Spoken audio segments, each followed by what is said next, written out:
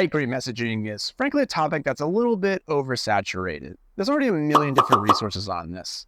However, one aspect of this topic that's not discussed enough is what the science and psychology tells us. Most resources on how to write messaging focus on templates or someone's opinion on the subject.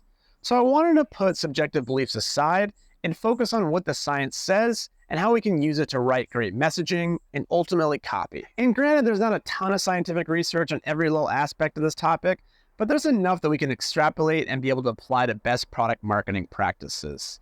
I will also highlight a few psychology tactics as well to help fill in the gaps on where research falls short.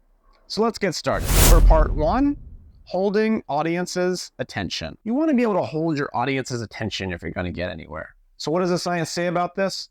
Well, a study published by the Journal of Marketing analyzed over 600,000 reading sessions. Here's what they found to be successful. Processing ease. Content that's easy to understand keeps readers engaged. Emotional impact. Messages that evoke emotion hold attention better. Specific emotions. Not all emotions are created equal. Excitement, hope, and even a little bit of anxiety can be effective. Sadness, on the other hand, led to decreased attention. So what does this mean for us product marketers? Well, try to whittle down to basics. Break down complex features into digestible chunks. Try to trigger the right emotions. Focus on creating excitement and hope around your product. And finally, create a sense of urgency. A little FOMO can be powerful when used correctly. For part 2, tailoring your message. We often focus on one powerful message for our target audience, but a study by PNAS found that matching ad content to people's psychological traits led to significant increases in engagement and conversions.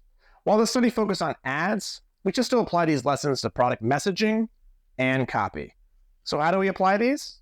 For the first one, segment your audience. Use data to understand different audience groups. Tailor your message. Create different versions of your copy for different segments. And finally, A/B test. Continuously refine based on what the data tells you. For part 3, the power of simplicity. We often feel pressure to make headers comprehensive, but a study from Michigan State University revealed something interesting about headlines.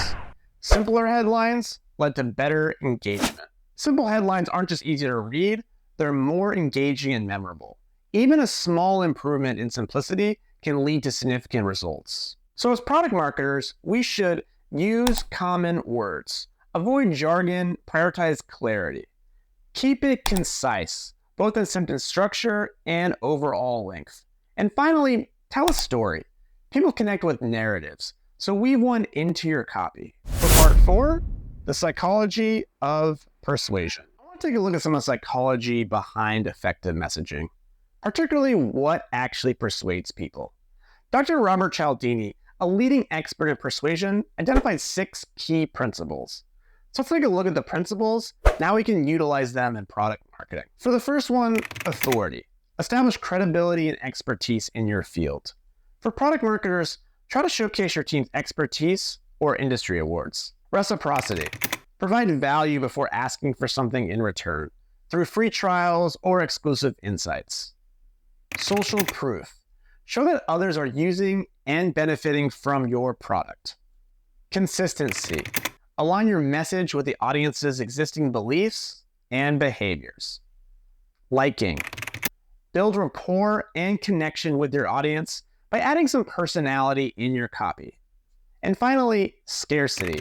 Highlight the unique or limited aspects of your offering. Now, authority and reciprocity should be achieved prior to a product launch, but social proof, consistency, liking, and scarcity should all be included in parts of the messaging and ultimately the copy.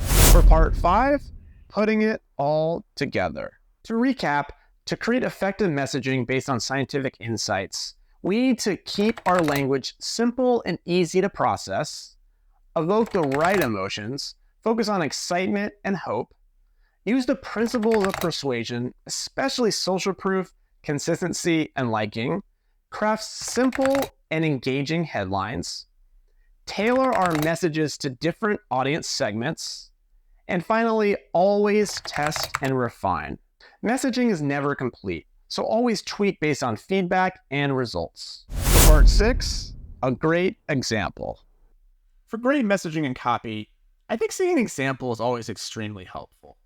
So who does a great job at it? I always like using PostHog as an example. So let's take a look at their homepage.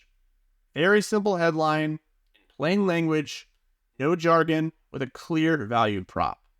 But then they back up the simplicity by giving examples of what exactly the product does with images of the product capabilities.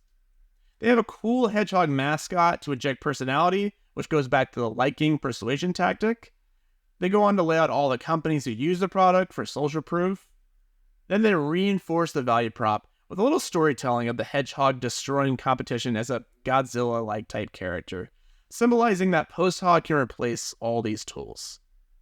And I won't go through the rest, but I encourage you to check out the entire rest of the homepage, as it shows great product examples and fun copy that evokes emotion and laughs. Great product marketing is where art meets science. And if we can learn to blend the two, we can create messaging and copy that doesn't just sound good, but leads to results. So that's all for now. If you enjoyed, go ahead and like and subscribe to the Product Marketing Chronicles YouTube channel. Bye for now.